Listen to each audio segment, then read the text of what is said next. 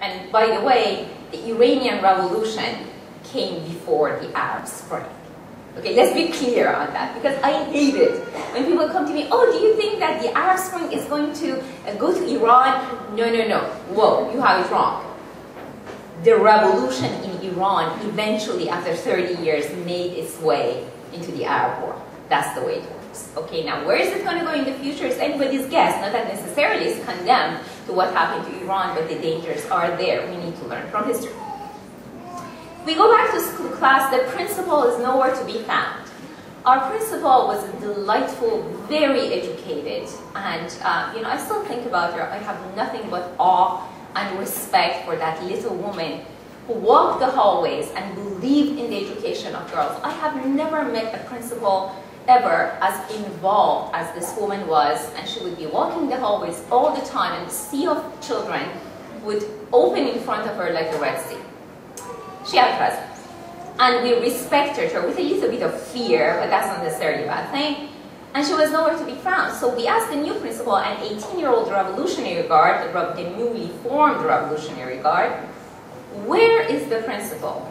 This 18-year-old woman probably didn't even have a high school diploma, said, with the full hijab, complete covered up. She said, well, the principal was executed. Really? What for? Well, because she was the best friend of the Minister of Education. So if you're the best friend of some minister, you're going to be executed? Oh yeah. Every day on my way to school, I would look at the front page of newspapers, and there would be the pictures of the bloody bodies of the officials of the previous regime. It was the pride of the revolution, to kill these people, because they were the enemy of the people now. What do you think revolutions do? What do you think is happening in Tunisia, in Libya, in Egypt, etc., right now? Do you think they're all free and happy democracies? Do you think that it's all about justice and not about revenge? Please think again. Revolutions are like tsunamis. When they are unleashed, it is very difficult to control them. When they are unleashed, they would take innocent lives. And sometimes it becomes a habit. And that's exactly what happened in Iran. Now, at the beginning it was great. In school, imagine, suddenly there was no law. I mean, when a revolution happens, all the old laws are out the window, all the new laws are being written. So you're 13 and there's no law. I mean, nothing better can happen to a teenager. No law. So anything went. At noon, if you didn't feel like going to your afternoon math class, which I never felt like doing, you would go to the movies instead. And nobody would ask you why. We enjoyed that. At lunchtime, instead of gossiping about boys, all of the older students, I was in the 8th grade, but all of them, it was junior high and high together, all of the older girls, they were reading Marx and Lenin. We are talking the 70s. Being a Marxist in Asia, in the Middle East, in South America, and in Africa was very fashionable. I had never heard the words Marx and Lenin in my life. And now everybody was reading them. So I put Jane Austen aside, and I went to Marx and Lenin. And I was reading and discussing, and if you wanted to be cool and you wanted to be with a cool crowd, you had to hang out with the Marxists. And at the age of 13, I wanted nothing more than being cool. So I was hanging out with the Marxists. Now, I was going to Mass every day to my church in Tehran, the Catholic church, next to the Italian embassy. But I wasn't exactly what you would call religious. I was really going to church to find a good boyfriend. That was the plan. So at the same time, hanging out with Marxists, and I found nothing wrong with that. And then things began to change. Now, I have to give you a little footnote here, because I don't know how many of you have actually lived through situations like this. Those of you who have, I apologize, you know. But horror in history doesn't happen overnight. It's not that you go to bed tonight, tomorrow you have Hitler, Stalin, Mao, Khomeini, etc., on your hands. It doesn't work that way. Horror happens little by little. There are little signs popping up everywhere. So-and-so get arrested, writers and professors and thinkers in general. They are slandered, they are fired, they are forced into retirement, they are put behind bars. and wearing certain things, looking a certain way, having a certain ethnicity, having a certain religion becomes basically illegal.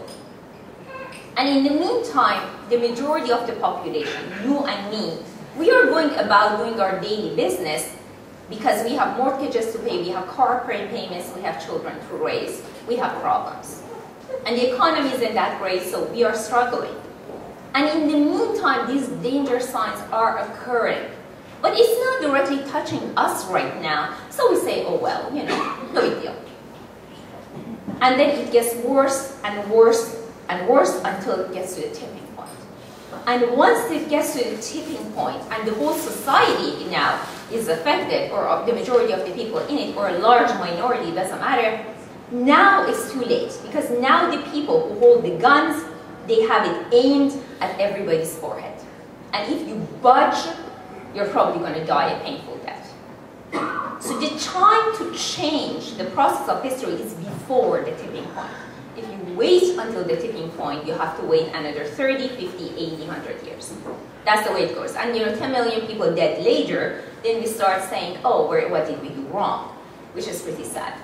In Iran, things began to go wrong. Dancing became illegal, singing became illegal, holding your boyfriend's hand in public became illegal, criticizing the government became absolutely illegal, not wearing the hijab became absolutely illegal, and women now did not at all have the voice that they used to. According to the new Iranian law, the testimony of a woman was worth half of a man. Naturally, we were upset. Now, you, I'm sure, have heard about the American hostages at the time in Iran. The movie Argo was recently made about it. But what we probably don't know, now I was there, that's why I know, is that my generation, the young Iranians, we were on the streets of Tehran protesting to these new laws and to this new situation. We saw it. Why? Not because we were very smart, we were not, but because having fun had become illegal. Think about it. If you're an adult and right now, it's like having fun in Canada becomes illegal, I'm telling you, it's not going to affect me because I don't have any fun anyhow. But it's definitely going to affect my children. So that's exactly the situation in Iran. We were on the streets every single day yelling and screaming and protesting and doing everything in our power, and every single protest rally was attacked by the people of the government, whether it was the militia or it was the Revolutionary Guard or whatever, and we were being shot at on the streets of Tehran. But the world didn't see it because all media had been basically thrown out of Iran, and an iron curtain had gone up around the country. Then the wave of arrests began in 1981. In spring of 1981, I went to school one day. My very good Zoroastrian friend, Shahnush Behzadi, was nowhere to be found. We were very good friends since the 3rd grade. We worked on math together. I'm not that great in math, but it was just a little bit better than her, and we always worked on it together, and she was always so appreciative. She was one of the kindest people I have ever met. And she wasn't there, so I called her home, and I figured that she had been arrested the night before at home. And the next day we got together in school and we talked between ourselves, what do we do? And then everybody said, oh, come on, how bad can it get? I mean, they arrested a 15-year-old girl. What do you think they were going to do with her? She's afraid of spiders. They are going to ask her a few questions and they are going to let her go, right? Yeah, absolutely. How bad can it get? There aren't any stupid questions in this world, but this one is really stupid. How bad can it get? It can get bad, and it can get bad quickly. So every day you go to school, there would be a desk, 2 desks, 3 desks empty, and you would say, oh, come on, how bad can it get? They came for me on January 15, 1982. I was about to take a bath, 9, 10 o'clock at night. The doorbell rings, my mom calls my name, and I open the bathroom door. There are 2 really big guns pointed in my face. People have asked me, were you scared? No, I was not. And that is not because I'm brave. I'm not a brave person. I'm afraid of cockroaches. Really afraid. I'm not talking about Canadian cockroaches. They're nice. I'm talking about Middle Eastern cockroaches. You know those really nasty big ones? That fly, yeah, I see one of those here. I will run away, probably move to the South Pole or something where they're in, because North Pole didn't work. So now we're going to go to the South Pole. But that is fear. That is phobia. But you have grown up reading Jane Austen and watching Little House on the Prairie, and now there are two guns pointed in your face. What are you going to do? Scream and run? I don't think so. You're going to enter a state of shock, which is hugely underestimated, unfortunately, but it's very important to understand. A state of shock is a gift from God. It is a body armor. It goes on automatically and click, you're in. It doesn't allow you to feel. It doesn't protect you against bullets, it protects you against emotion. You're in. I was looking at my mom and dad and they're crying, and I'm looking at them and I'm thinking, oh, why are you crying? No big deal, I'm getting arrested. Didn't sink in.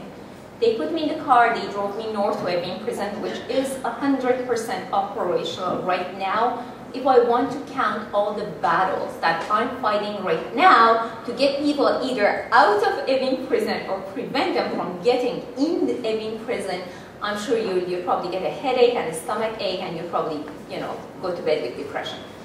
But it is 100% operational right now.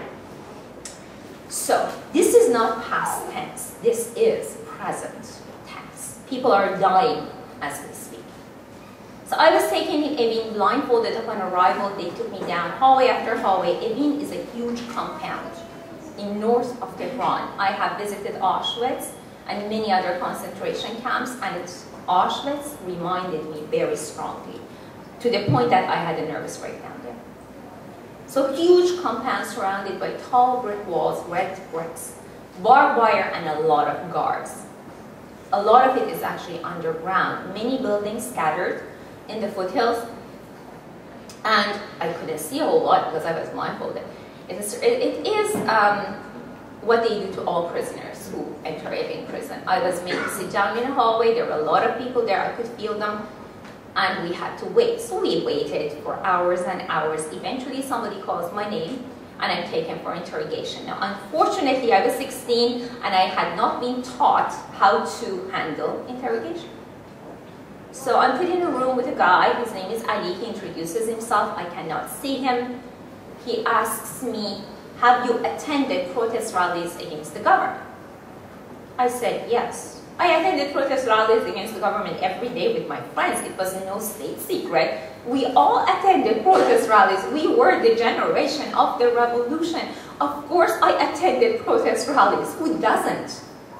Have you written articles against the government? Yes, I have written articles against the government in my school newspaper about the fact that I want to be able to dance to the Bee Gees and wear bikinis. What's wrong with that? And then he asked me, where is Shahrzad? Shahrzad is a girl name. And I had met with this young woman once. She was a member of a Marxist organization, a university student. She was a good friend of a friend of mine. She came to school one day after the bell rang, and she walked home with me. She asked me to join them because she had read some of my articles and she wanted me to write for them, which was, to be honest, an honor because, they were pretty big. So I said no, because by then I had figured that Marxist and Catholic don't exactly go together. And not only that, the arrest had already begun. So I was beginning to feel that maybe I should just lie low. I said I don't know where she is, which I didn't. I had no last name, I had no phone number, I had nothing.